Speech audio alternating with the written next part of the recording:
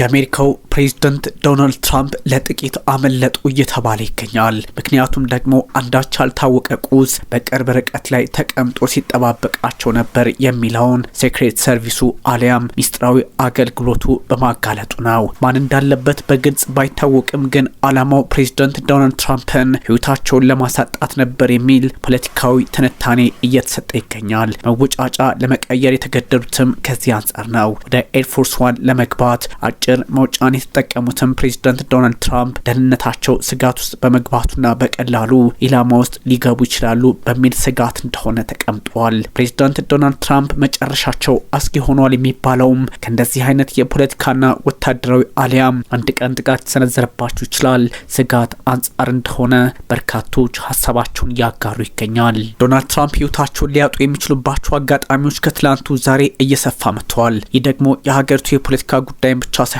በዓለም አቀፍ መድረኮች ላይ የሚከተሏቸው ፖለቲካዊ አካሄዶች እንደሆኑም በግልጽ የሚጠቁም ያደርጋል። ታዲያ እንዲህ አይነቱ አጋጣሚ በተለይም በአሁኑ ጊዜያት የሰው አልባ አውሮፕላን በበዛበት አጋጣሚ ፕሬዝዳንት ዶናልድ ትራምፕ ህይወታቸውን ሊያጡ ይችላሉ የሚሉ ስጋቶች ደግሞ እየመጣ ይገኛል። የተለያዩ የግድያ ሙከራዎችን ከዚህ በፊት ማስተናገዳቸው ደግሞ አሁንም ፕሬዝዳንት ዶናልድ ትራምፕ በሆነ አጋጣሚ ህይወታቸውን እንዳያጡ የአሜሪካ ፖለቲከኞች ስጋታቸውን በስፋት እያስቀመጡ ይገኛል። ዛሬ በነበሩበት ኤርፎርስ ዋን የፕሬዝዳንቶች አውሮፕላን እንደዚህ አይነት አደጋ ሊጋረጥባቸው እንደነበረ ኤፍቢአይ የምርመራ ቢሮ ሳይቀር ማረጋገጡና ምርመራ መጀመሩ ይህን በግልጽ የሚጠቁምና የሚያሳይ አድርገዋል። ፕሬዝዳንት ዶናልድ ትራምፕ ሪፐብሊካኑ በኤርፎርስ ዋን ኤፍ1 ማረፊያ የቅርብ ርቀት ላይ እንደዚሁ እጅግ አስቸጋሪ ሁኔታ ተፈጥሮባቸው ነበረ። ይህን ለማድረግ ደግሞ እጅግ አስቸጋሪ አሊያም ደግሞ ማማ መሳይ ጥቃት ሰነዘርበት የሚችል ሃንቲንግ ስታንድ የሚባለው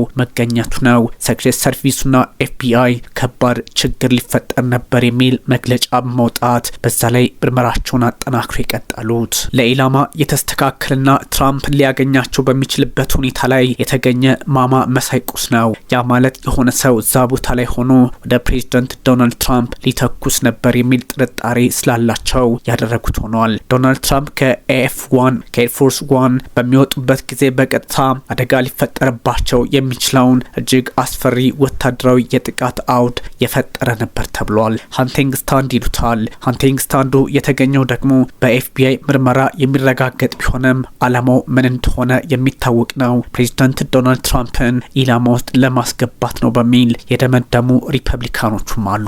በተለይም ከዚህ ቀደም የነበሩ እንቅስቃሴዎችን ግምት ውስጥ ማስገባት እንዲህ አይነቱ አካሄድ በእርግጥም እንዳለ የሚጠቁም ያደርገዋል። የኤፍቢአይ ዳይሬክተር ካሽ ፓተል የሚስጥራዊ አገልግሎቱ ኃይሎች ስራቸውን ባይሰሩ ምናልባትም ፕሬዝዳንት ዶናልድ ትራምፕ የአሜሪካን ታሪክ አደጋ ውስጥ ቀይረው ህይወታቸውን ሊያጡ እንደሚችሉ ፍንጭ የሚሰጥ መግለጫ በኤክስ ገጻቸው ላይ አውጥተዋል። ዩኤስኤስ ትራምፕ ላይ የሆነ ችግር ሊፈጠር የነበረን ሁኔታ መቆጣጠሩን በግልጽ አስቀምጠዋል።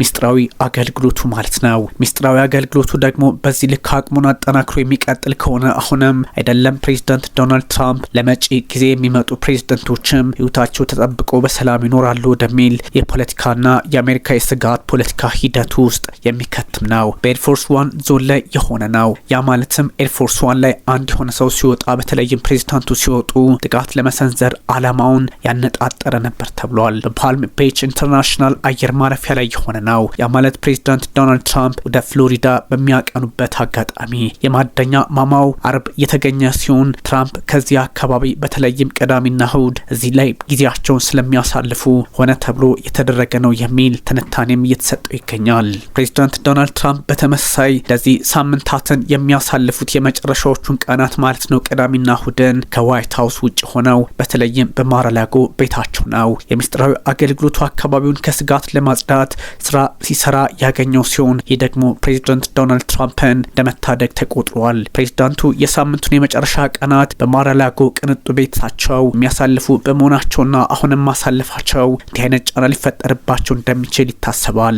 ያ ማለት ከዚህ ቀደም የሆነውም ከዚህ አንጻር አብሮ የሚታይ በመሆኑ በዚህ ጉዳይ ላይ የተጠረጠረ ግለሰብ የለም፣ የተገኘም ሰው የለም። በትራምፕ ላይ ምንም አይነት ጫና አልተፈጠረም። ይህ ማለት ዩኤስኤስኤስ የራሱን ስራ ሰርቷል፣ አሊያም ደግሞ ለበርካቶች ተስፋ የሆነውን ፕሬዚዳንት ዶናልድ ትራምፕን ውጥን አስቀጥሏል ነው ጉዳዩ። በእርግጥ ፕሬዚዳንት ዶናልድ ትራምፕም ሆኖ ማንም የአሜሪካ ፕሬዚዳንት በፖለቲካዊ መንገድም ሆነ በተለያየ አጋጣሚ ግጭት ውስጥ ቢሆን የመጠበቅ ኃላፊነቱ የሴክሬት ሰርቪሱ የሚስጥራዊ አገልግሎቱ እንደሆነ ይነገራል።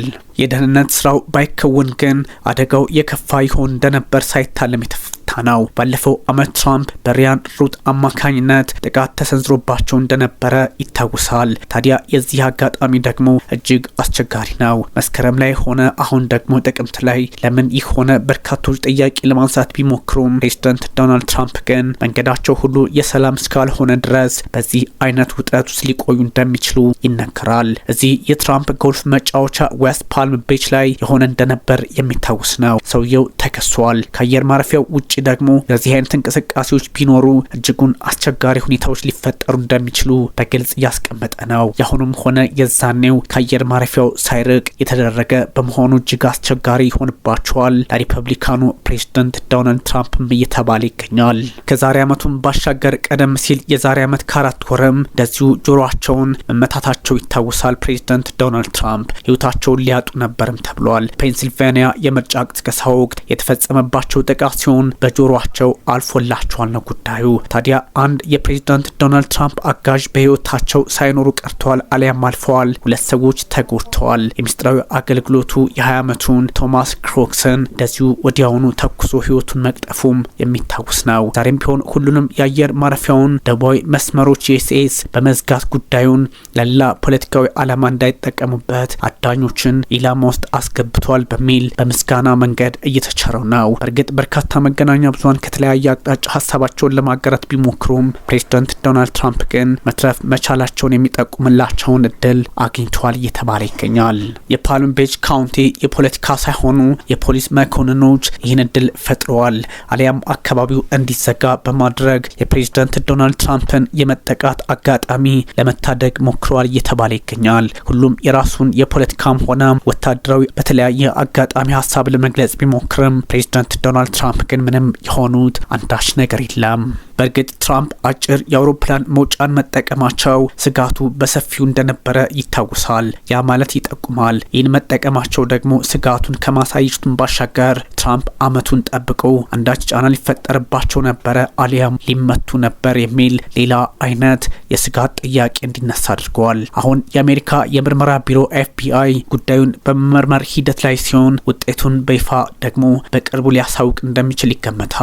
የሚስጥራዊ አገልግሎቱ ስራ የፕሬዝዳንቱን ቤተሰቦች ራሱን ፕሬዝዳንቱን የቀድሞ ፕሬዝዳንቶችን እንደዚሁም ቤተሰቦችን ትልልቅ ኃላፊዎችን የመጠበቅ ግዴታ ያለበት ሲሆን አሁን ግን ፕሬዝዳንት ዶናልድ ትራምፕ በየአቅጣጫው ስጋት እንዲደቀንባቸው አድርገዋልም እየተባለ ይገኛል። ታዲያ ዩኤስኤስኤስ ስራውን ቢሰራም በተለየ አጋጣሚና የፖለቲካ አውድ ውስጥ የሆነው ዓለም ዛሬም የፕሬዝዳንት ዶናልድ ትራምፕን በህይወት መኖር እንጂ ማጣት አሜሪካ ላይ ሌላ ጫና እንዲፈጠር አይፈልግምና ፖለቲካውን በዛ ልክ አርቀው ማሰብ ያስፈልጋልም እየተባለ ነው። ትራምፕን ታሳቢ ያደረገው ጥቃት ከዚህ በፊቱ የከፋ ነው በሚል ሀሳቦች ቢጋሩም አሁን ግን እንደዚሁም ደግሞ ሚስጥራዊ አገልግሎቱ ያን ያህል ችግር አይፈጠርም ነበር የሚል መግለጫንም ለመስጠት ተገደዋል። ጠላቱ ከዛው ከትራምፕ አካባቢ በመሆን ችግሮች ሊፈጥር ነበር፣ ግን እኛ ስለሆንን ሁሉን ነገር አክሽፈነዋል በሚል ሀሳባቸውን የሚያጋሩት እነዚሁ ሰዎች ግን ደግሞ ፕሬዚዳንት ዶናልድ ትራምፕ ዛሬም ስጋት እንዳለባቸው ግምታቸውን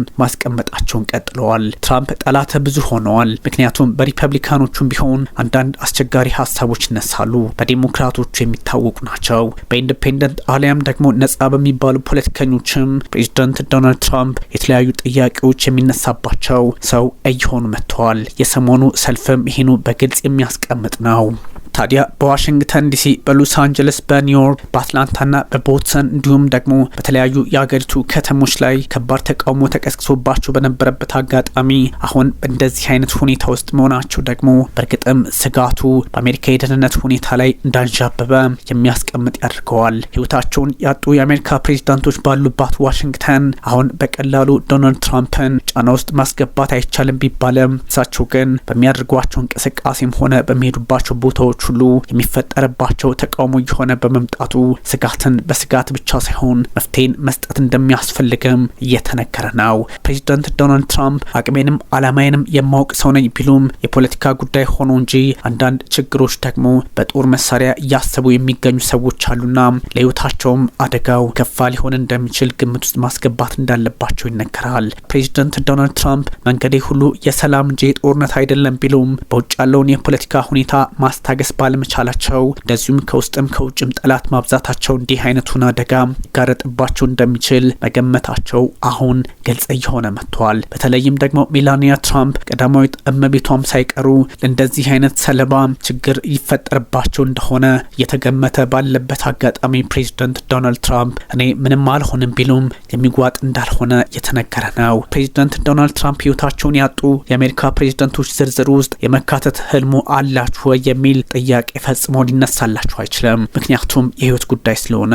ግን አንዳንዶች በተለያየ አጋጣሚ ፕሬዚዳንት ዶናልድ ትራምፕ ያላደረጉት ነገር የለም በአሜሪካ ፖለቲካ፣ ምናልባትም ህይወታቸውን ሊያጡ የሚችሉም ሊሆኑ ይችላሉ የሚል ሀሳባቸውን ያጋራሉ። አንዳንድ ሙከራዎችን መገመትም በእርግጥም ፕሬዚዳንት ዶናልድ ትራምፕ እንደዚህ አይነት ችግሮች ውስጥ ሊገቡ እንደሚችሉ ግምት እንዲሰጥ ያደርጋል። ማለትም በመጨረሻ ህይወታቸውን አጡም አላጡም አሊያም ደግሞ ለአሜሪካ ፖለቲካ ሲባል ህይወታቸው በአንዳች ኃይል ተራዝሞ የሚሆን አይራዘም። አሁን ያለውን ውጥረት ግን መፍታት የሚቻለው ፕሬዚዳንት ዶናልድ ትራምፕን በማሰናበት ሳይሆን እሳቸው በስልጣን ላይ ያሉ ጥሩ ሽግግር ያላት አሜሪካን መፍጠር እንደሆነ ደግሞ እንደዚሁ ለዘብተኛ የፖለቲካ አቋም ያላቸው ሰዎች የሚያጋሩት ጉዳይ ሆኗል። አሜሪካ ውስጥ እንዲህ አይነቱ ጉዳይ ብዙም አዲስ አይደለም፣ እንግዳ አይደለም። በስልጣን ላይ ያሉ 4 የአሜሪካ ፕሬዚዳንቶች ህይወታቸውን አጥተዋል አሊያም ደግሞ በሰዎች ተገለዋል። ለምሳሌ የመጀመሪያው አብርሃም ሊንከን ናቸው 1865 ላይ፣ ከዛ ደግሞ ጄምስ ኤ ጋርፊልድ 1881። እንዲህ አይነቱን አጋጣሚ ደግሞ በተለያየ አቅጣጫ የሚመለከቱ ፖለቲከኞች ቢበዙም ዊሊያም ሜክንሊ 1901 ላይ በዚህ አጋጣሚ ወይም ደግሞ ስልጣን ላይ ያሉ ህይወታቸውን አጥተዋል። ጆን ኤፍ ኬኔዲ 1963 ላይ ህይወቱን ያጣ እንደዚሁ ፕሬዚዳንት ነው። እናም የአሜሪካ ፖለቲከኞች በተለያየ አጋጣሚ ሂደታቸውን የሚመለከቱበት አጋጣሚ ቢፈጠርም ግን ደግሞ እንደዚህ አይነቱን ሁኔታዎች መፍትሄ መስጠት የሚችለው ዩኤስኤስኤስ ወይም ደግሞ ዩናይትድ ስቴትስ ሴክሬት ሰርቪስ ብቻ ሳይሆን ኤፍቢአይም ሳይሆን ሲአይኤ ጭምር እንደሆነ እየተነገረ ይገኛል። 1981 ላይ ሮናልድ ሪገን ቆስለዋል ማለት እጅግ አስቸጋሪውን ጊዜ እሳቸው አልፈውታል ማለት ነው። 1912 ላይ ደግሞ ቴዎዶር ሩዝቬልት፣ እንዲሁም 1981 ላይ በድጋሚ ያው ሪገን እንደማለት ነው። 2024 ላይ ፕሬዚዳንት ዶናልድ ትራምፕ በዚህ አይነት አጋጣሚ ያለፉ የአሜሪካ ፕሬዚዳንቶች ሆነው ተመዝግበዋል። እንዲህ አይነቱ አካሄድ ደግሞ የአሜሪካን ፖለቲካን ብቻ ሳይሆን አንዳንድ እንቅስቃሴዎችን ግምት ውስጥ ማስገባት የተሳናቸው ሰዎች የሚያደርጉት ጥቃትና አላማቸው እንደዛ ስለሆነ ወይም ደግሞ የአሜሪካን ፖለቲካ ጫና ውስጥ ለማስገባት አስበው ያደረጉት ነው በሚል ትችት የሚሰነዝሩ ቢኖሩም ፕሬዚዳንት ዶናልድ ትራምፕ ግን አሜሪካን በመውደዴ አሊያም ለአሜሪካ በመስራቴ የተፈጠረብኝ ጫና ነው ወይም የገጠመኝ ፈተና ነው በሚል ይተረጉሙታል። ትራምፕ ምንም ሊሉ ይችላሉ። ዴሞክራቶቹም ቢሆኑ የፕሬዚዳንት ዶናልድ ትራምፕን በዚህ ልክ ቀለበት ውስጥ መግባት የሚወዱት አይደለም። ምክንያቱም ሁሉም ነገር ከውስጥ ወደ ውጭና ከውጭ ወደ ውስጥ እንጂ አንዳንዶች እንደሚሉት ሪፐብሊካኖቹ አሊያም ፕሬዚዳንት ዶናልድ ትራምፕ በሚሄዱበት ርቀት ብቻ የሚሆን የሚሰራ ፖለቲካ እንዳልሆነ ግልጽ ሆኗል። የአሜሪካ ኮንግረስም ቢሆን በላይኛውና በታችኛው ምክር ቤት ተከፍሎ አንዳንድ ፖለቲካን የማስተናገጃ አቅሙንና ሂደቱን በራሱ መንገድ ቆልፎ የመያዝ ብቻ ሳይሆን አሜሪካን መታደግ አለበት የሚል ፖለቲካዊ ትንታኔ የተሰጠው ይገኛል። ትራምፕ ዛሬ ከውጭ ደግሞ በርካታ ችግሮች አሉባቸው። ሩሲያን በተመለከተ የሚሰጡት አስተያየት በተለይም ዶንባስና የተለያዩ አካባቢዎችን ዩክሬን አሳልፋ መስጠት አለባት የሚለው በራሱ የሚፈጥረው ጫና ይህኑ በግልጽ የሚያሳይ ነው። ምክንያቱም ፕሬዚዳንት ዶናልድ ትራምፕ ቢሆኑ ከዚህ ቀደም ስለ ሩሲያና ዩክሬን የሚሰጧቸው አስተያየቶች የሚያበሳጯቸው ሰዎች እንደነበሩ በግልጽ ተቀምጧል። አንዳንድ የትሩዝ ሶሻል ሚዲያ ጽሁፋቸውም ይህኑ የሚያረጋግጡ ናቸው። ከዚያ ውጭም ደግሞ በተለያዩ አጋጣሚዎች የዩክሬን ደጋፊ የሆኑ ቀኝ አክራሪ ኃይሎች ፕሬዚዳንት ዶናልድ ትራምፕ በዚህ ጉዳይ ላይ የሚሰጡት አስተያየት አልተመቸንም በሚል በሶሻል ሚዲያ የሚያጋሯቸውን ሀሳቦች እንደዚሁ በተግባር ወደ እሳቸው እያመጡባቸው ስለሆነ በእርግጥም ስጋቱ ሊኖርባቸው ይገባል አሊያም አለ ለማለት ያስደፍራል። ፕሬዚዳንት ዶናልድ ትራምፕ ብዙ ጥያቄዎች የሚነሱበት ዓለም ላይ የተፈጠሩ ብቸኛው ምርጡ ሪፐብሊካን ነኝ በሚል ሀሳባቸውን እያጋሩ ባሉበት አጋጣሚ ህይወታቸውን የማጣት ሰለባ ድንጋጤ ደግሞ እየተፈጠረባቸው እየበረታባቸው ነው። የአሜሪካ ፖለቲካ ዛሬ በውስጥም በውጭም ጫና ውስጥ እንደሆነ ቢታወቅም ፕሬዚዳንት ዶናልድ ትራምፕን ግን ህይወታቸውን ማሳጣትና ህይወታቸውን እንዲያጡ የማድረጉ አካሄድ ዋጋ ሊያስከፍል እንደሚችል ሳይታለም የተፈታ ነው። ፕሬዚዳንት ዶናልድ ትራምፕ መንገዴ ሁሉ የሰላም ነው የሚል ጽኑ አቋም እንዳላቸው በርካቶች ይረዱላቸዋል፣ ሀሳባቸውንም ያጋራሉ። ግን ደግሞ ፕሬዚዳንት ዶናልድ ትራምፕ እሳቸው እንደሚሉት ሳይሆኑ ሁኔታው እጅግ አስቸጋሪ ሆኖ የአሜሪካን ፖለቲካ የመለወጥም ሆነ አዝማሚያቸው ለሌላ ወደ አምባገንነት ነው በሚል ይተቿቸዋል። በተለያየ አጋጣሚ የሚሆን በተለያየ የፖለቲካ አረዳድ ፕሬዚዳንት ዶናልድ ትራምፕ መንገዴ ልክ ነው ብለው ቢያስቡም እሳቸው ግን ጥያቄ ሊነሳባቸው የሚገባ ጉዳይ እንደሌለ እንደዚሁ ቢገምቱም ሪፐብሊካኖቹ ራሳቸውም ጥያቄ ያነሱባቸዋል። ያም ሆኖ ግን ፕሬዚዳንት ዶናልድ ትራምፕ በተለያዩ አጋጣሚዎች እታቸውን ሊያጡበት የነበረ መድረክ ተፈጥሯልና አሁንም ሴክሬት ሰርቪሱ አክሽፍ ያለው የሚል ሀሳብ ማጋራቱ በግልጽ የሚያሳየው ትራምፕ አደጋ ውስጥ መሆናቸው ነው። ውድ ተመልካቾቻችን ላይክ፣ ሰብስክራይብ፣ ሼር ማድረጉን ቀጥሎ የተለያዩ ሀሳቦችን አጋሩ። እንደዚሁ ደግሞ የተረጋገጡ መረጃዎችን ማጋራታችን እኛም እንቀጥላለን። ለነበረን ጊዜ በጣም እጅጉን አመሰግናለሁ። ቢኒያም ካሴ ነበርኩኝ።